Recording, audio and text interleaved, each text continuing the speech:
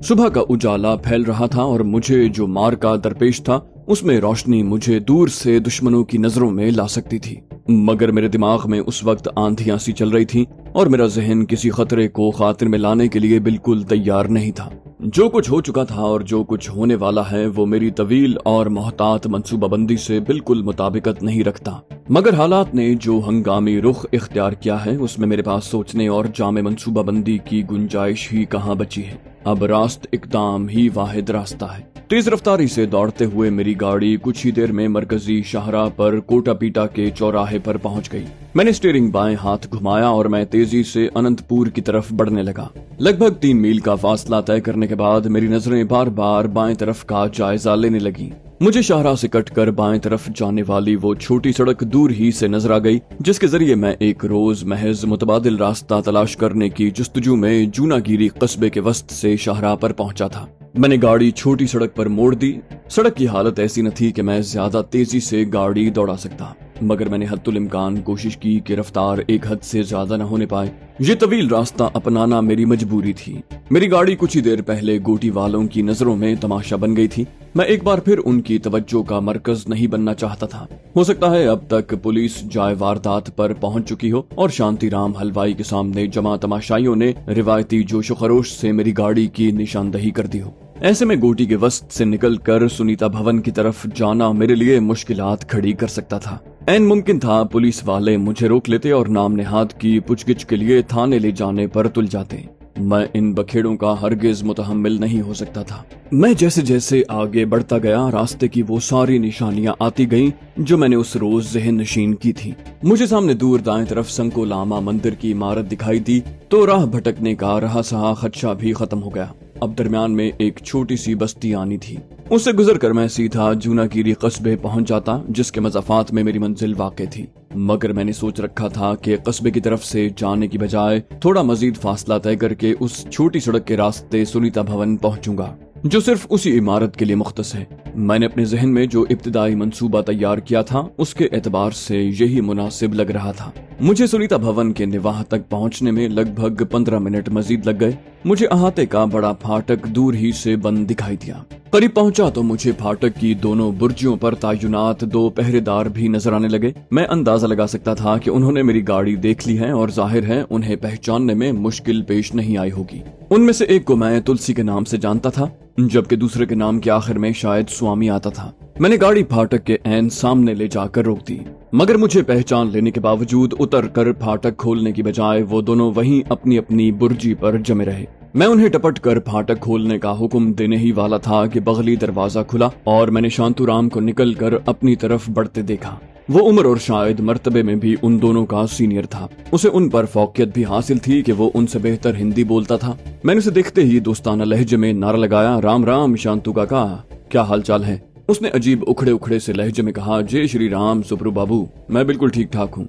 मैंने अपने लहजे में गर्मजोशी बरकरार रखते हुए कहा, वेरी गुड, और सुनाओ तुम्हारे राजशेखर का क्या हाल है? मेरे पीछे ट्रेनिंग तो ठीक रही है ना तुम लोगों की? मगर यार तुम लोगों ने मुझे पहचान कर भी अभी तक गेट क्यों नहीं खोला? और ये बताओ अपने प्रदीप सेठ आ चुके हैं या? उसने मेरा जुमला पूरा नहीं होने दिया, बोला, प्रदीप सन जी सुनीता भवन में ही हैं, परंतु उनका सख्त ऑर्डर है कि बाहर से किसी को अंदर आने की परमिशन न दी जाए। उसके लहजे की मजबूती भांप कर मुझे धचका सा लगा। मैं इस ऑर्डर की वजह तो समझ सकता था, लेकिन ये सूरत हाल मेरे लिए गैर मुतवक्के थी। अब मुझे अपने मंसूबे को इस तब्दीली के मुताबिक बदलना था। मगर मैंने इत्माम हुज्जत के लिए कहा, शांतु काका, ये ऑर्डर मेरे लिए नहीं होगा। मैं तो उनके लिए बहुत गंभीर खबरें लाया हूँ, जो मैं सिर्फ उनको ही बता सकता हूँ। तुम उन्हें मेरा पैगाम भेजो, मुझे यकीन है वो फौरन मुझे बुलवा लेंगे। उसने जवाब में गहरी इस्तिकामत के साथ नफी में गर्दन हिलाई और ठोस लहजे में कहा, क्षमा चाहता हूँ सुब्रू जी, ये ऑर्डर सबके लिए है और जब तक दूसरा ऑर्डर न आए हम किसी के लिए फाटक नहीं खोल सकते। हम सब पर सुनीता भवन की तरफ जाने की पक्की बंदिश है। जब तक सेठ न बुलाए शेखर भैया भी उस तरफ नहीं जा सकता। बस दुर्गादास को इस कर्फ्यू से छूट है, वो भी इसलिए कि हम सब तक भोजन और सेठ का हुक्म पहुंचा सके। मैंने शदीद हैरत से कहा, ये तो कमाल हो गया, परंतु ये सब चक्कर क्या है शांतु काका? उसने बेतासुर लहजे में जवाब दिया, हमें बताने की परमिशन नहीं है सुब्रू बाबू। दुर्गादास भोजन देने आएगा तो आपका संदेश प्रदीप सेठ तक पहुंच जाएगा। आप जागीर पर चले जाएं। जब उनको बुलवाना होगा आपको वहाँ संदेश पहुँचा देंगे। मैंने अपने लहजे में मायूसी भरते हुए कहा, ठीक है शांतु काका, राम राम। ये कहकर मैंने गाड़ी के इग्निशन में चाबी घुमाई।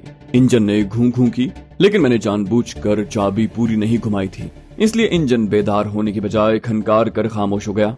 मैंने एक नजर शांतु को देखकर कहा, अब ये गाड़ी को क्या हुआ?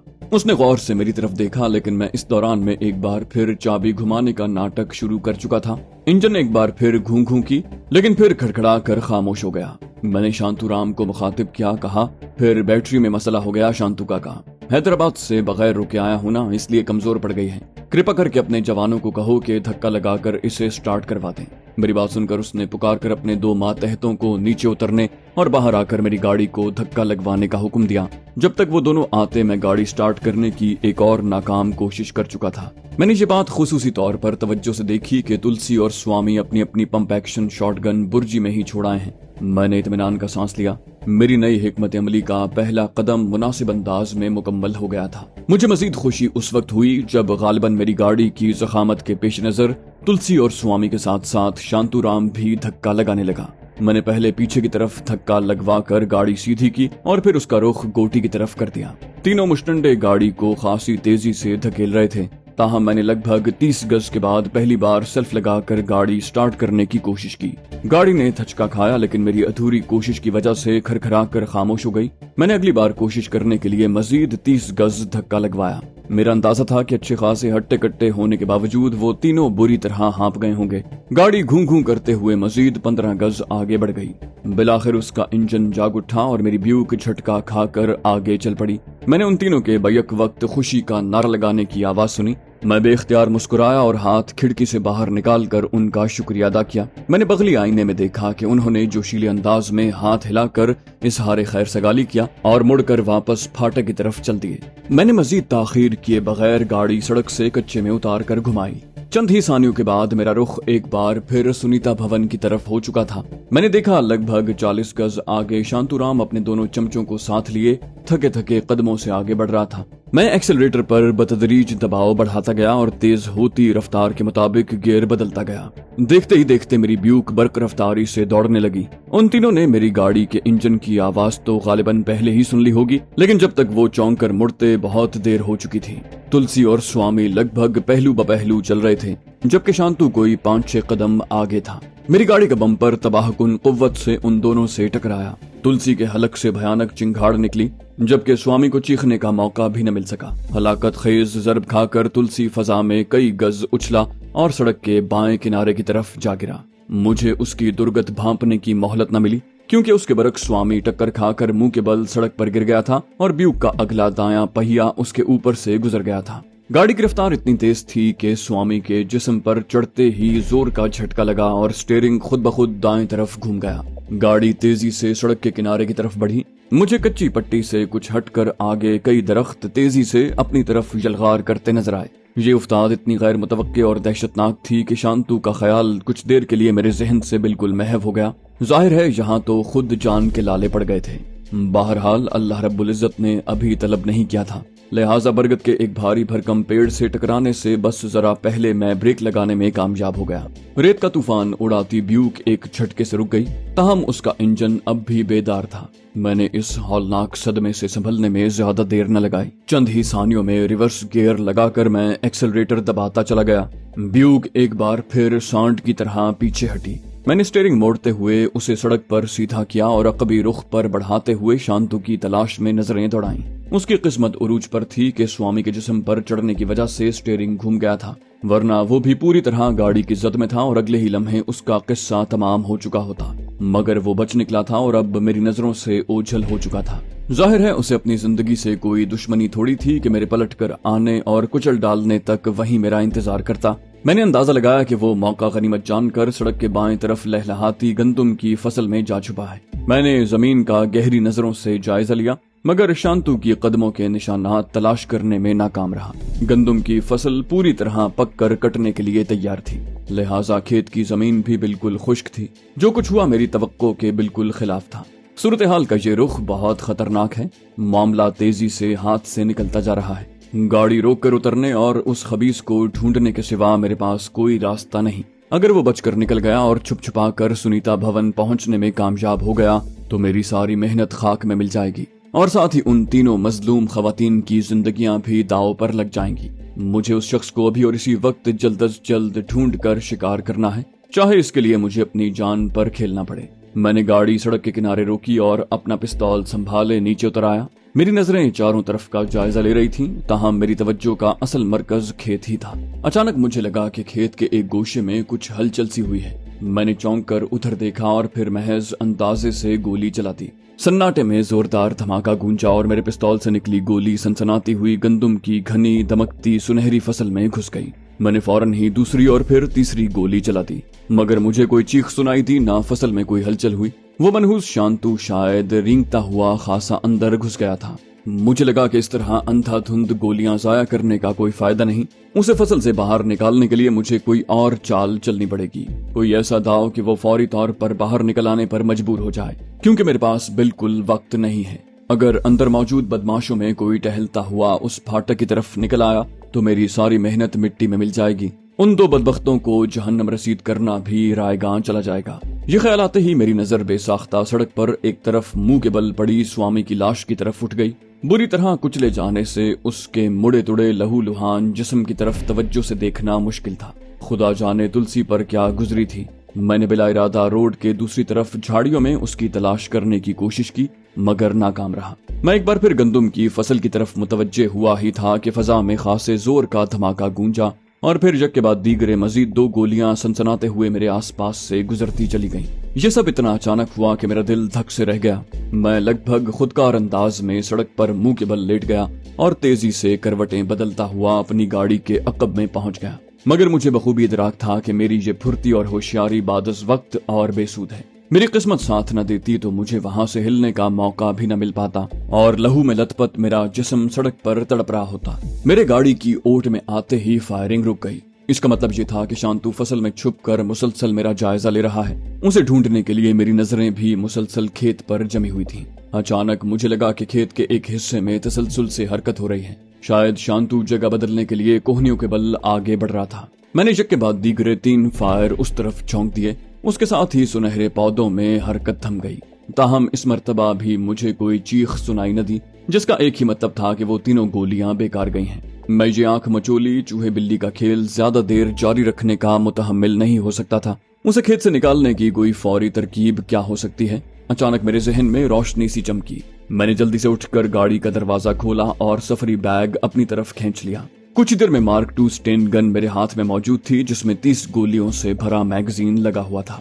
मैंने पिस्तौल अपने लिबास में ठूंसा और स्टेन गन दोनों हाथों में संभाले कोहनियों के बल रेंगता हुआ सड़क के किनारे तक पहुंच गया। मैंने एक छोटे से टीले पर बाईं कोहनी जमाई और खेत के उसी मशकूक हिस्से की तरफ स्टेन गन की नाल का रुख कर दिया। उसके बाद मैंने स्टेन गन का बोल्ट खींचकर उसे कॉक किया और उसकी मखसूस कल सेफ्टी से सिंगल शॉट और फिर ऑटोमेटिक यानी खुदकार फायरिंग पर कर दी। उसके बाद मैंने निशाना लेकर लबलबी दबा दी।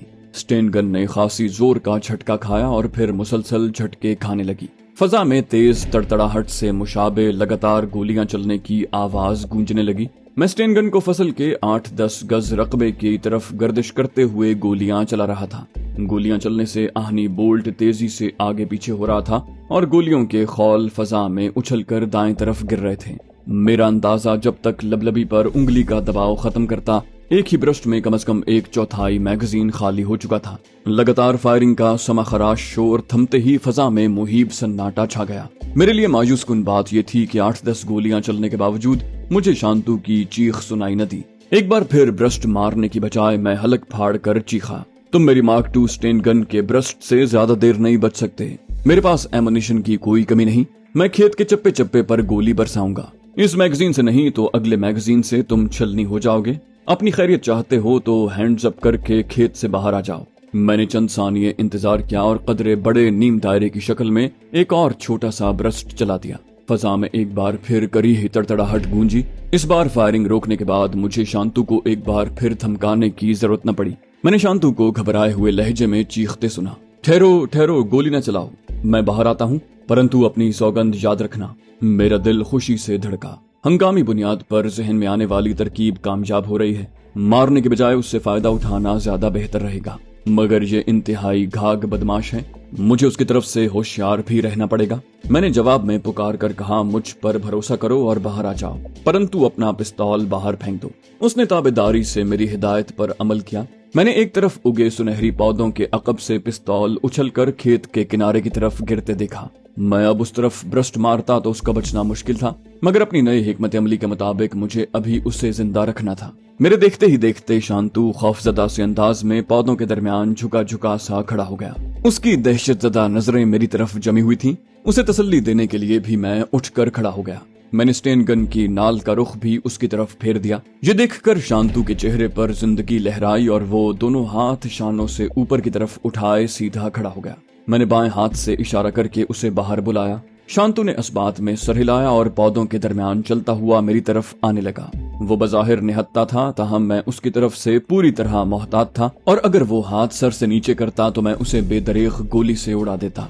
मैं कुछ ही वक्फे में दूसरी बार संगीन हिमाकत का मुर्तकिब नहीं होना चाहता था। खेत में छुपे शांतु को बिला जवाज खाली हाथ समझ लेने की गलती की वजह से मैं उसके हाथों मरने से बस बाल बाल ही बचा था। शांतु बिलाखिर मेरे करीब पहुंचा तो मैंने देखा कि उसका चेहरा खौफ से जर्द हो रहा है और जिस्म पर लर्जा तारी है। उसे यकीनन हर कदम पर यह खौफ खाए जा रहा था कि मैं किसी भी लम्हे स्टेन गन सीधी करके उसे गोलियों से छलनी कर सकता। उसका ये डर इतना बेजा भी नहीं था। कुछ देर पहले तक मेरा इरादा भी यही था, मगर अब मेरी सोच बदल चुकी थी। सड़क पर पहुंचते ही इत्तेफाकन शांतु की नजर सबसे पहले स्वामी की मस्खशुदा लाश पर पड़ी। उसके चेहरे पर जलजले की सी कैफियत उभरी। मुझे अंदेशा हुआ कहीं वो चकरा कर न गिर पड़े, मगर उसने खुद को संभाल लिया और जल्दी से स्वामी की लाश की तरफ से नजरें हटा ली।